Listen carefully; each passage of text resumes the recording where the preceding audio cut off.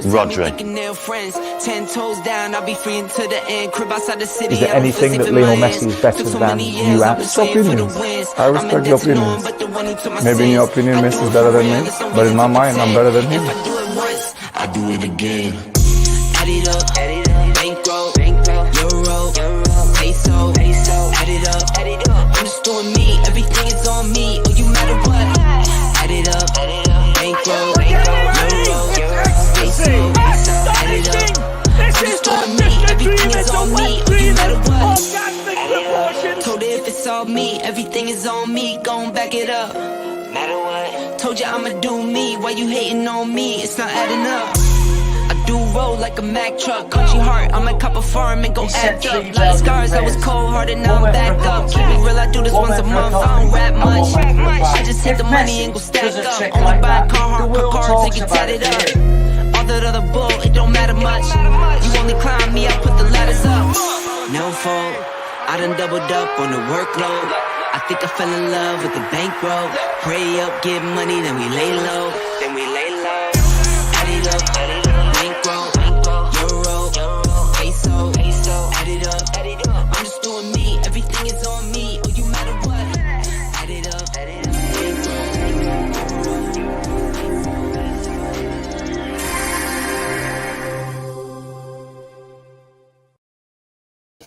Yes, guys, I'm Si. Welcome to Ace Podcast Nation, the home of Rhodri Giggs on football, where we fly through as many football stories as we can in about 45 minutes to an hour. Lots to discuss this week. We've got a Champions League final.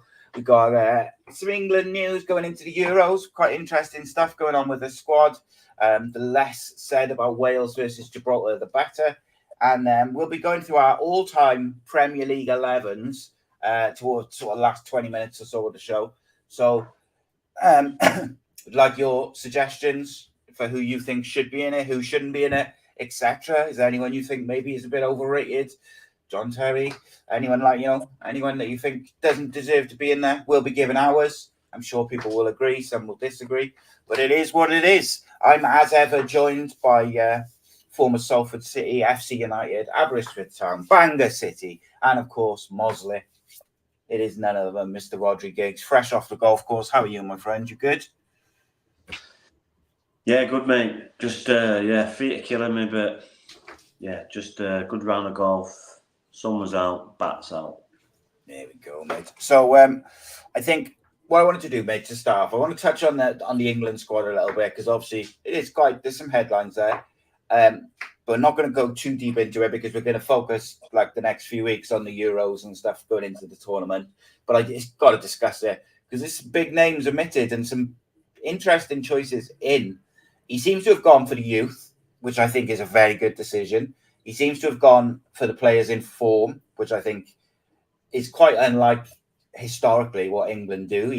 Even Southgate does. He tends to stick with what he knows. So I've been interested by that. But then you've got Luke Shaw, who hasn't really played since January, February time, who's still in there at the moment. But I guess the one to start with, mate, is from your team, Harry Maguire, not going through injury.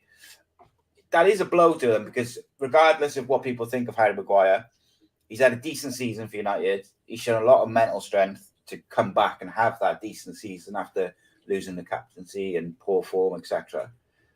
And then he's picked up an injury towards the end of the season. It is a blow for England, but I think it leaves a big opportunity for some of those younger centre-backs. I hope he goes with the young players rather than kind of fitting in, like, I don't know, like a Kyle Walker at centre-back or something like that. I would like to see whether it be a Kwanzaa or a Curtis Jones. I don't know if Curtis Jones made it. I think they missed out, actually. And Branthwaite missed out, mate, which I thought was interesting. The Palace defender, whose name I can't pronounce, Gui, I think it is. Very, very good player. Big opportunity for him, though, mate, isn't it? Yeah, Palace have done well, really. Getting 3 players in there, really. When was the last time 3 players got picked for Crystal Palace? So you have to go back to the John Solarco days. Yeah. Ian Wright. Yeah, but I'm sure they weren't playing for England then. No, I don't think they were. But yeah, it's Palace got some good players, and it's showing obviously with Wharton coming in from Blackburn and being impressive. Yeah, so it's exciting, to Eze to keep out Grealish. So yeah, it's got a good look to it. It's got good. Yeah. Oh, he's gone. I think the Grealish one's interesting. The Grealish in particular interesting to me because Grealish has not had a great season. Didn't even get on in the FA Cup final when City were chasing a goal. And previously, Southgate had in previous tournaments, he's stuck with the players he trusts, the Raheem Sterlings, the Grealishes, the Jordan Hendersons. So it is a bit of a new look side. And I mean, I said to you probably when Kobe Mainoo first got called into the England squad, I said, like, as a Welshman, I look at that midfield and think Rice, Mainoo, Bellingham as a problem for the next 10 years, like as a Welshman, because it's an exceptional midfield, exceptional age, exceptional quality, which can cause all sorts of problems. And then if you've got, the Foden off the right and Saka off the right, Foden off the left, and then you've got arguably the best centre forward in the world football up front. They should look, mate. I said to you, if they don't get to the final, I think they've failed. But they have to meet France to get there. So it's but tournaments are funny, mate. France, they might not even come against France. France might be knocked out. Tournaments are funny. So yes, usually it pans out that way, but it can spring up a few upsets these tournaments. So everyone expecting a big team to have a good run, and they go out and they don't even qualify out of the group. So I don't expect France to be one of them, but when it gets to knockout football, there's always one big nation which kind of crashes out or fails. And that's been England at points in time. And look, it's been Germany of late, really. Yeah, Germany, the last two tournaments have been poor. But you'd expect them to turn up as the hosts. France, on paper, have got some absolutely world-class players, Camavinga and Mbappe and all these different Portugal, players. Spain. Portugal, for me, is a team which is like, look at that. And, traditionally, Portugal was very good technical side, but they were very stubborn and they had that physical element to them. And I think this time round, they've got a real good mix of young, exciting players and, experienced Ronaldo, Bruno Fernandes, people like this. And I think they've got a really good mix. They could be a bit of a left field choice because I don't think they're up there in the sort of top got him in the sweepstake at work as well. Right. So hopefully. I think Portugal. Look, going back to England, mate. We all know it's going to be. We're going to, within a couple of weeks, it's going to be coming home, and everyone's going to get excited one way or the other. As Welshmen, like sometimes that can be a bit grating, but you have to accept, like on paper, they got a very, very good squad, and they should be there or thereabouts come the end of the tournament. Whether they will be comes down to individual performances, most likely, and will Southgate be brave at certain points and trust an Eze if he needs a goal, or will he trust Adam Wharton in the big games, things like that? Because Adam Wharton, I think, is exceptional. He's been really, really good. So I'm not even convinced that he'll start Kobe Mainoo, which is insane to me because I think that midfield picks itself. But I think he likes Conor Gallagher. And I think if you look at all the pundits who obviously a lot of them, they know Southgate, they cover it for a living. A lot of their predicted 11s for the first game is Conor Gallagher, Rice, and Bellingham in midfield. To me, I'm picking Mainoo and then bringing Adam Wharton off the bench. But I don't know. Would you start Mainoo, mate? Like if you try and take your Man United head off, but would you? To me, it seems like a no-brainer, but maybe I'm wrong. It depends who you're playing. If you want to be attacking, you go Rice, Bellingham, Foden. But Foden plays off the wing for City. Yeah, anyway, but then you've got Saka who can play there. You've got Cole Palmer who can play there. Who was player of the season, mate? Playing number 10. Cole Palmer, mate, is. And no, who was player of the season? Who won player of the season in the Premier League? Yeah, Foden, but he's not playing number 10, though, is he? He plays off the right for City. And Phil Foden plays better in the middle. As soon as Kevin De Bruyne went off and he put Phil Foden in the middle, the game changed. Yeah, maybe. But to a certain extent, they've got. What I'm saying is, you ask me for opinion. That's the three I go with. I see, and I know. Start arguing against it. You chose your thing. Well, okay, yeah, fine. Just because you don't like it, it's fine. No. I think in certain games as well, like the games they're expected to win, I think I agree. Like I could see him playing, like you say, Rice just a single holder and having a Bellingham and a Foden just having a bit of free rein. Playing like Serbia. I'm not even sure who's in the group, so luxury. But I suppose when they come up against, or if they come up against those big teams, like you got to be a bit more solid in the midfield then. And I suppose you've got Conor Gallagher, you've got Wharton, you've got Maynard. There's a good choice. Yeah, Serbia, Denmark, and Slovenia.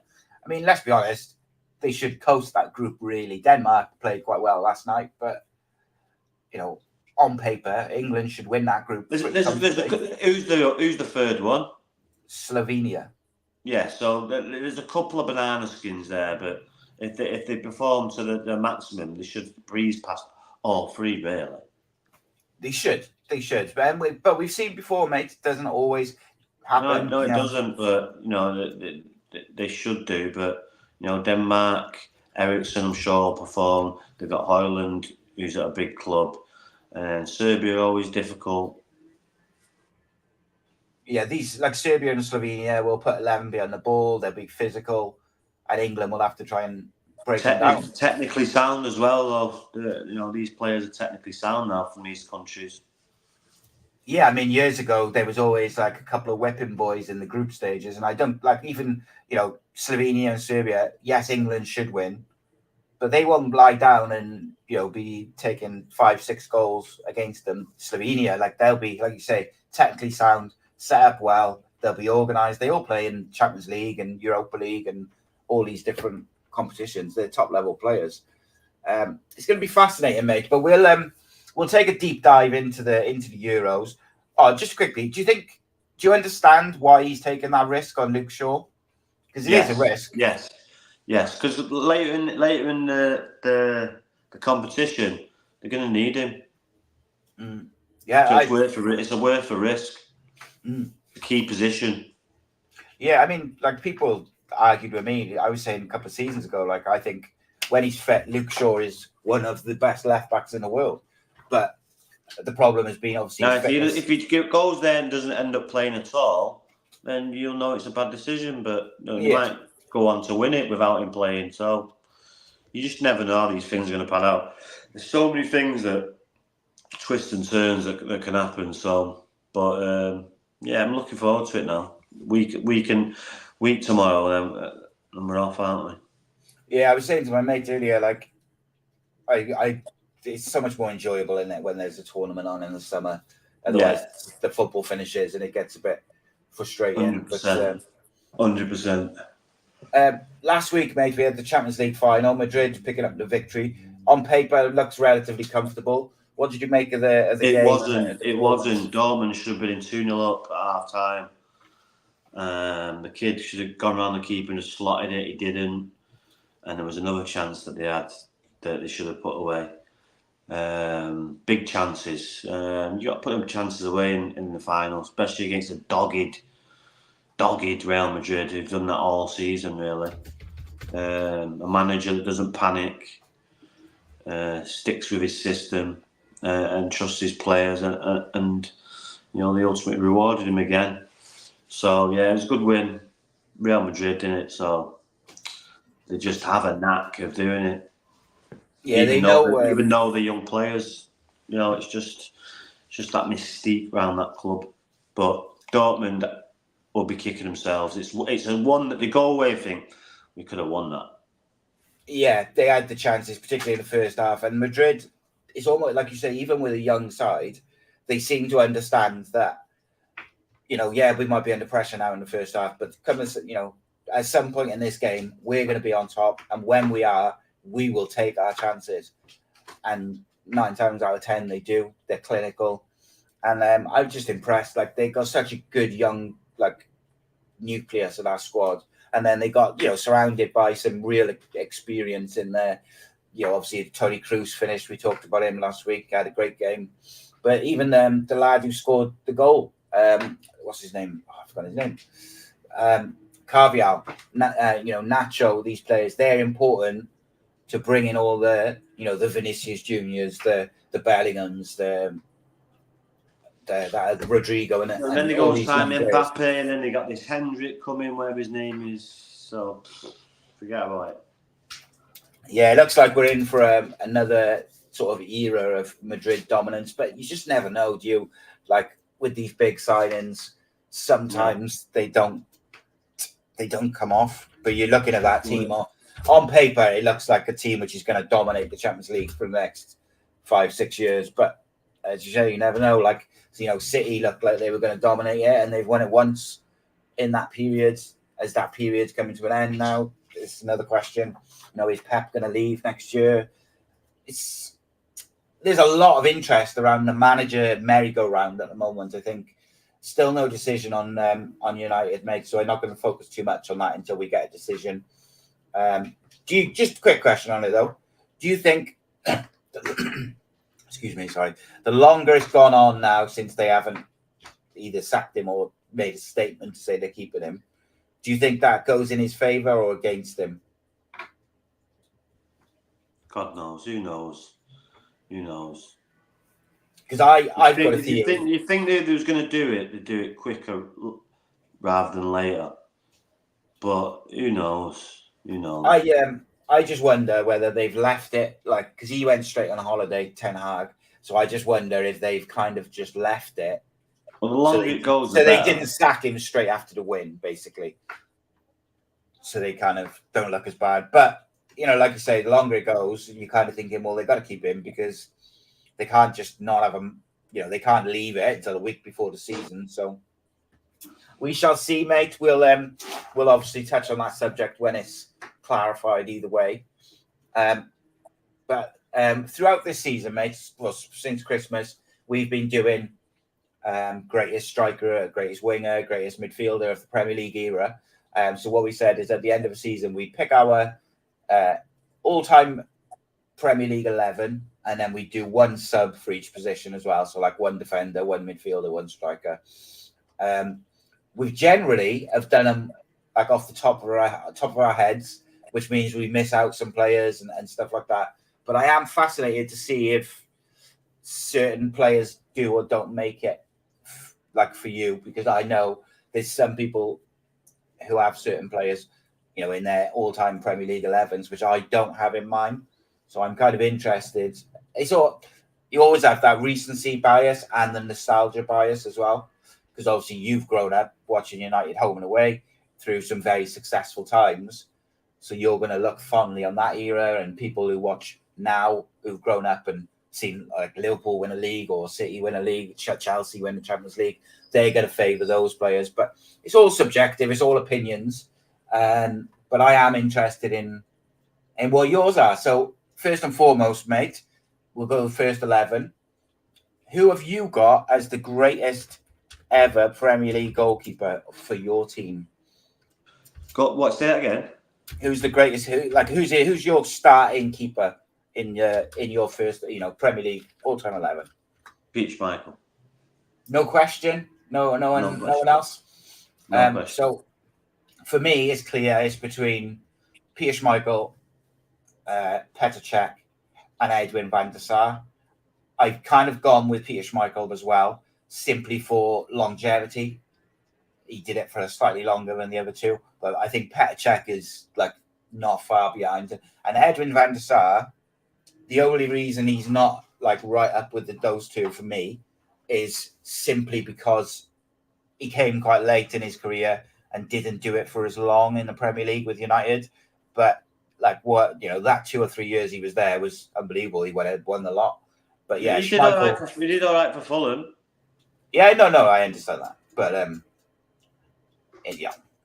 Schmeichel, I think, just for longevity's sake. Longevity, what, 8 years? 9 years? Well, I know that compared to like your brother or Gary Neville, it's not as long, but in terms of generally speaking, to be at the top level for that long is impressive, isn't it? Yeah. But yeah, Schmeichel for me, I think gets honourable mentions to Edison, Allison, all these recent ones. Left back. Left back first, mate. Okay. So I don't think there's really a discussion about this because I think, people like Luke Shaw could be in there, but just because of his injuries, you can't really consider him. Ashley Cole, for me, is the standout. I don't think there's anyone else really who touches on his longevity as well, but also his quality at both Arsenal and Chelsea set him way above the other candidates. Can you throw any out there which would sort of contest with him? I saw some people saying and some Liverpool fans were saying Andrew Robinson, and I was like, come on, it's like that's just a whole different level.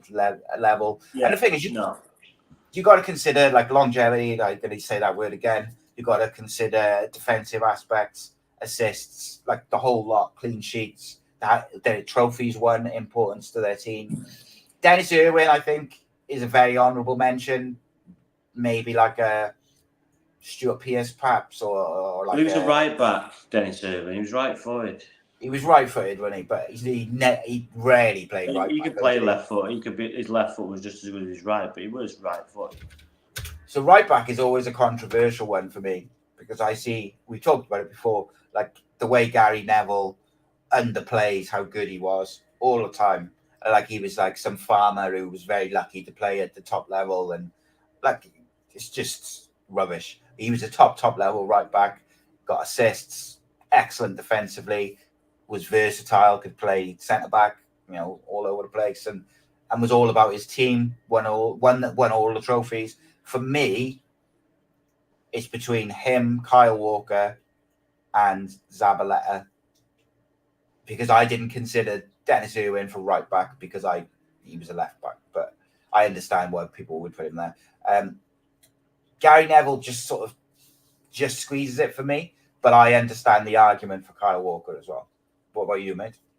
No, yeah, I'm saying Gary Neville. Just because he weren't as quick, but no, offensively, yeah, he was much better. But yeah, Kyle Walker will be on the bench for me. Well, we'll get to that now. I think Zabaleta of City deserves a mention. No. What's the lad who played? What's the one who plays for Chelsea? He only recently left them. Played centre back and right back. Ivanovic. No, he was all right, but the other one, Aspilicueta. All right, okay, yeah. He was pretty good. No. I like him as well, but Neville for me is the obvious choice. Lee Dixon was not bad. Yeah, no, that's another one. And I tell you, who was good for Arsenal, mate, back in the day. He's a bit underrated. Is Lauren? I thought he was real. Yeah, he was all right. Aggressive. He was a midfielder. Wasn't a midfielder. The midfielder playing right back. Centre back pairings, mate. Here we go. Now we're getting into the controversial areas. So just to name a few, first of all, you've got Ledley King, Kulu Toure, Sami Hupia, Jamie Carragher, Jack Stam, Vincent Kompany, Steve Bruce, Pallister, Carvalho, Vidic, Van Dijk, Tony Adams. Who else is there? Sol Campbell, Ledley King, Rio Ferdinand, John Terry. There's a lot of centre backs to choose from. So tell me your centre back pairing and why they beat out those other names.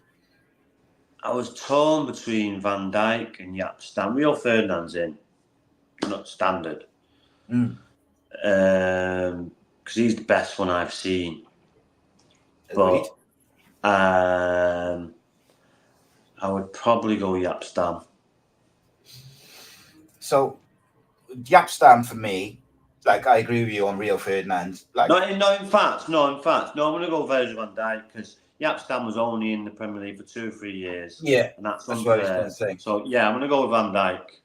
Interesting. So my thing with Stam is I think he is pound for pound the greatest defender to ever play in the Premier League. However, like you said, I think he was so good, mate. He had everything, but he didn't do it for too long because he obviously left in controversial circumstances, etc. But I think he was absolutely phenomenal.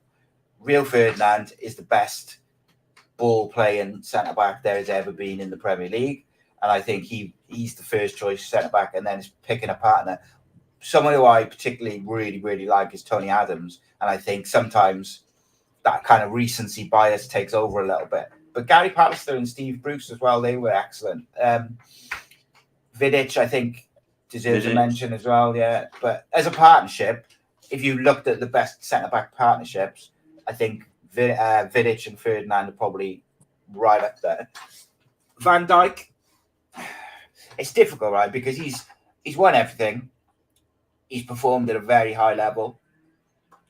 But he seems to me, at least, to be either exceptional or average. Like there's no sort of right. So who are you going with? I think I'm going to go Tony Adams, mate.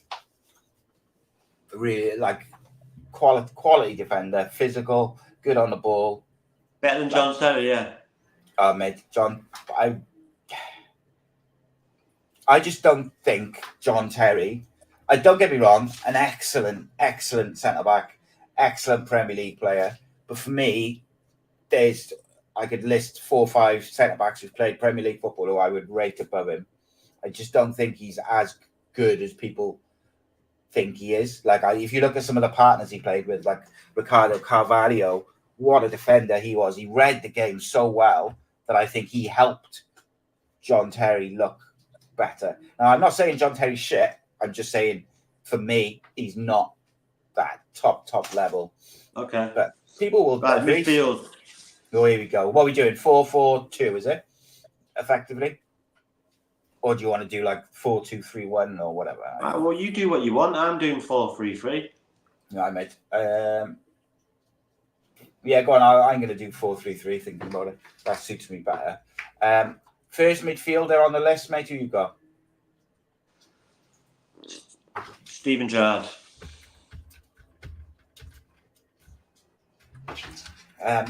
First one for me, Roy Keane. I think it speaks for itself. I can't have this slander, people thinking that Roy Keane was not a good footballer and he was just like a workhorse who was aggressive and like, all these things, like a leader. He was so much better than that. Like quality footballer, really rate him. So Roy Keane's would be the first midfielder on my list. Second one would be Paul Scholes. So I've gone second. I'm going with. I'm really torn because if I do Patrick Vieira, it means that I can't put Frank Lampard in there. So I'm going to go with Lampard. Keane and Lampard as a double pivot. And then my third central midfielder will be Paul Scholes in the number 10, just behind the strikers. Who's your third midfielder? So Kevin De Bruyne. Kevin De Bruyne. So you've gone Scholes, De Bruyne, and who was the first one you said? Scholes there, quarterback, and Gerrard and De Bruyne getting on playing. And I've gone Keane, Lampard, and Scholes. And then right wing. This is an interesting one, right wing, isn't it? Like, do you leave people like David Beckham out? Do you leave what for Cristiano Ronaldo? Exactly. Yeah. Well, I'm asking a question. Who comes into the conversation for a greatest right winger of all time in the Premier League? How many right wingers have scored over 30 goals? Let me think. Not many. Ronaldo. Yeah, Ronaldo. So yeah, I think. See if there's anyone in there who I would pick over him. Hazard, maybe Salah.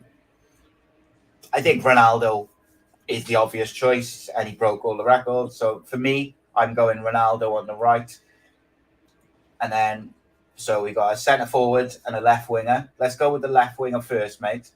Go on then. So I question myself because I've got probably more United players in there than I thought I would have. However, when I look at it and just think, well, why is that? It's because when I've grown up watching football, I've watched your brother, I've watched Ronaldo, Rooney, Van Nistelrooy, all these people dominating. So, yes, the likes of Ginola and Mane and all these different, Gareth Bale, all these different players off the left, Hazard, Perez, Salah, they're all exceptional players, but none of them have done more in football than Ryan Giggs. I don't think you can make it. You can make an argument for all of them, but I don't think that any of them come close to what he achieved, the consistency that he achieved throughout playing in his career. So from a football point of view, I don't think he's a bit like Ashley Cole, mate. That left-hand side, I don't think you can question either one. So I'm torn. You see, because where do you fit a Thierry Henry in? And this is it on the left there. And this is it. Then you put Arkin on the bench. So Thierry Henry, but because my striker's Wayne Rooney. Which means you got then you're leaving out Van Nistelrooy, Alan Shearer's. Harry Kane's on the bench. My striker. So you going with your brother left wing? Yes. Or you? Yes. So right. So again, I've got Rooney up front as well. As far as I'm concerned, he's the greatest English player that's ever come through. So he's the obvious choice for me. So bench. My striking sub is it's got to be Thierry Henry. Yeah, because you can't have him and Kane, so you've got to have my midfielder sub. Ooh, it is tricky. Roy Keane. And my defender sub. Ooh, I'm gonna have Ledley King. Interesting. What about your keeper? Because he was a player, mate. Oh, mate, he was awesome. Just his knees, mate, wasn't it? That was the only thing which stopped him. Yeah, very good player. So I remember him well. Sol Campbell's very close, but he can't. But his first touch is a 10-yard pass. So no, not in modern day football. He struggle. A lot like Tony Adams, Vidic, John Terry, but no, my sub would be, who did I say? Ledley King. Ledley King. And what about your keeper? Goalkeeping sub would be Alisson. Fair enough. My substitutes: goalkeeper Petr Cech, defender Virgil van Dijk. Midfielder is a tricky one because you got I could put Gerrard there, I could put De Bruyne, I could put Vieira, I could put Sepp Fabregas, Makelele. Struggling with it. I'm going to go with De Bruyne though. I think he deserves. We've more or less got the same squad though, haven't we? Yeah, same squad, different starters, more or less. And then my striker is I find it very difficult to leave out Thierry Henry, mate. But then I also think Alan Shearer is one of the best finishers that's ever been in the Premier League. I look at the impact Cantona has had. I look at He's a bellend, so why would you want him on? So and then you've got others, like Harry Kane. But for me, Harry Kane. I have to have Thierry Henry in the squad, and if it comes down to Thierry Henry or Harry Kane, I'm going to go bench that. Some squads, mate. But what I'll do is when I'll clip this and I'll put our squads our teams next to each other, and people can decide if they agree and they disagree. And look, it's subjective at the end of the day. People will disagree. People will have different opinions. people get on me because I'm not on the sort of Shearer and the Gerrard and John Terry loving. It's not that I think they're shit, mate. It's just Steven Gerrard's the complete midfielder. He could do anything, everything. So yeah, he's got to be in for me. Could do everything except win a league title, mate. Only playing, but no, quality player, mate. Quality player. But I had to, like, for my bench, like I had the midfield kind of picked, and for my bench, I had to get De Bruyne in there. Like De Bruyne for me had to be in the squad. I only had one slot left, and it was De Bruyne or Gerrard. I'm going with De Bruyne because he's De Bruyne. Like, you know, it was difficult, wasn't it? Because if you put, like, for me, it was like, who do I put in the number 10? Do I go with Rooney and then get an Henry or someone up front, or a Kane up front, or do I put Scholes in there and then De Bruyne has got to drop out? And it's tricky. But and obviously, if you were picking it, you had a full bench to pick from, you can add a couple in. But we wanted to keep the conversation going.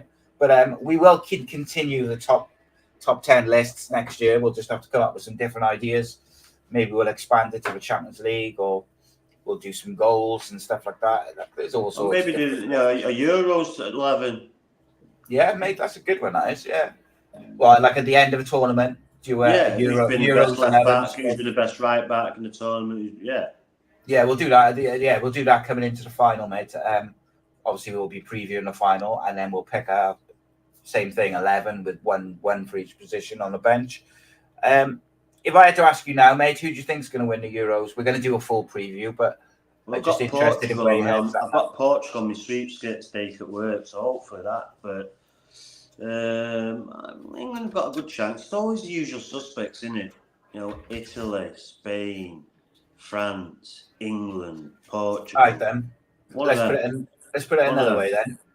If you had to go, and I'm asking you, right, Rodders, put your Paddy Power hat on. I want you to give me like an outsider who you think's got a good chance getting to the final four. An outsider, which isn't one of the big boys. Who would you suggest? Belgium. So what are they? They're like 7th favorite, 8th favorite. Yeah, Belgium, Holland, maybe. Don't think Holland look quite as strong as they did a couple of years ago. Like the 4 teams who are favourites is England, France, Germany, and Portugal, followed by Spain, Italy, Holland, Belgium, Croatia, the rest of them. So to me, that 4, England, France, Germany, Portugal, I think on paper they look the strongest, don't they? And I think when you look at England's squad depth compared to other nations, apart from France, I would say I look at England's squad on paper and I think they should make the final, mate. If they don't, it's got to be considered a disappointment. Yeah. Have they got the manager for it, though, mate, is the question. Because I think if he doesn't get to the final, have you got to ask the question about whether his time as manager has been a success?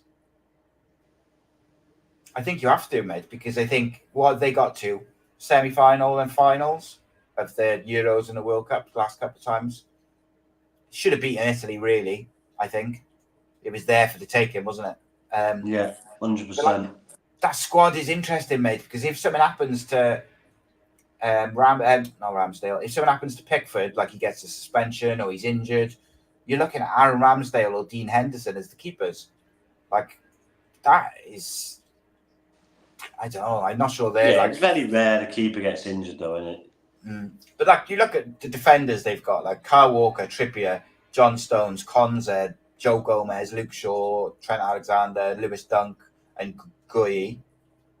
Really good. Gui. I can't admit. Who knows? But like, they're all, apart from Kyle Walker and John Stones, Luke Shaw, they're all quite young. They're all in form as well, a lot of them. So defensively, they look pretty exciting. Midfield, as we've already spoke about, looks unreal. Like, you're trying to fit in players like Walton, Eze, Cole Palmer. Cole Palmer, mate, like, not a guaranteed starter. That shows how good How many goals he scored this year? 30 odd, 20, 25? 20 odd, yeah, 25, 26. Got And you're assists looking, as well. and you're trying to get him in the squad, Assists. which Wow. I think shows how strong they are. What's their forward line? So they've got Saka, Kane, Foden, Ivan Toney, Jared Bowen, Anthony Gordon, Ollie Watkins, and Anthony Gordon. Gordon's been on fire as well. Yeah. Oh, it's going to be interesting, mate. It was just starting right back for England. Kyle Walker. Yeah, Kyle Walker. Which is quite mad in itself. Not that Walker's starting, but Kieran Trippier can't get on the side. Very, very good established right back. But he would be my left back. Trippier. Yes. Yeah, if Shaw's not there, I suppose that makes a lot of sense. Who you partnering Stones with? He's a steady hand. He's experienced. Mm. Yeah, he'd be my left back. Who would you put? I went Dunk and Stones. Dunk, good shout, mate. That is, and then your midfield depends on who's playing. My midfield. I've told you my midfield. My midfield would be going into it would be Manu, Bellingham, and Rice. Foden on the right, Kane, Gordon. That's my starting 11. I would go with that. The only difference mine would be that I'd probably play Cole Palmer off the one side. That's the only difference. I'd play Palmer and Foden. Drop Foden? No, Foden on one side, Palmer on the other side with Kane. Because they kind of drift in and out, and then you use Walker. No, I want Foden coming in on his left. So So like I'd have those two as the right. To have. This is what I mean. You can't be shoehorning these people in. Play them in the right position that they've played all season. Doesn't work. Bring them off. Bring them over one and give them a chance. And the thing is, mate, if they need a goal, they got what you can bring on Eze, you can bring on Ollie Watkins, Gordon, Bowen, Ivan Toney, Saka, Palmer, whoever it may be. It's insane, mate, the amount of talent that's there. And then in the midfield, you can bring on people like Conor Gallagher if you need a bit of fight. You can bring on Adam Wharton if you need to look after the ball a bit. Eze, like unbelievable footballers. So it's going to be really interesting. Not long to go, mate. 10 days until England's first game. So next week we'll have a proper deep dive into the tournament and we'll give some previews and stuff. But as usual, mate, always a pleasure to be joined by you. Got some big as I was doing today when I was sinking them pots. How did it go on the golf course today? Right.